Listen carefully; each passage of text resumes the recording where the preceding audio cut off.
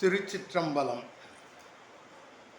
பாவெடுத்து தந்தவனே, பார்ப்புகழும் நாயகனே, நாவெடுத்து நான் பாட நற்றமிழை தாவெடுத்தே, வேழ முகத்தோனே, வெற்றி தர வந்தோனே, ஆழ நயம் காட்டியாள்.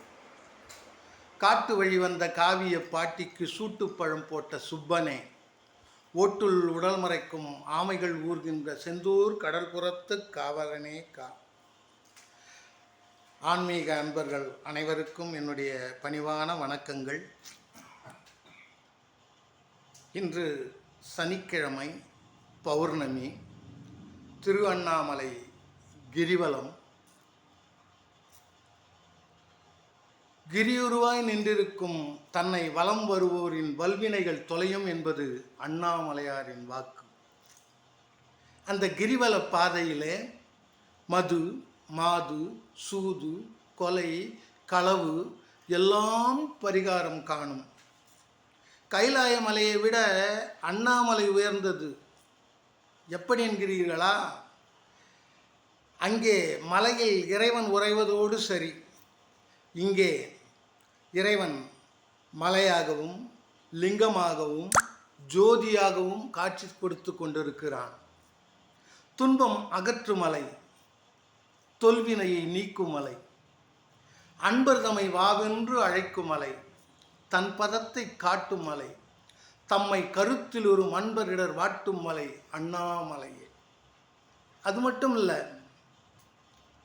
திருமாலும் பன்றியாய் சென்று உணராத திருவடியை நான் அறிய ஓர் அந்தணனாய் வந்து என்னை ஆண்டு கொண்டான் என்று மாணிக்க வாசகர் பாடுவார். நாடி நாரணன் நான்முகன் என்றிவர் தேடியும் திரிந்தும் காணா வல்லரோ, மாட மாளிகை சூழ் தில்லை அம்பலத்தாடியான் பாதம் என் அகத்துள்ளே இருக்கவே. திருமாலும் மயனும் சிவபெருமானின் அடியை முடியும் தேடினார்களாம். அவங்களால பார்க்க முடியல. மாணிக்க வாசகருக்கு தானே வந்து இறைவன் காட்சி கொடுத்தானாம்.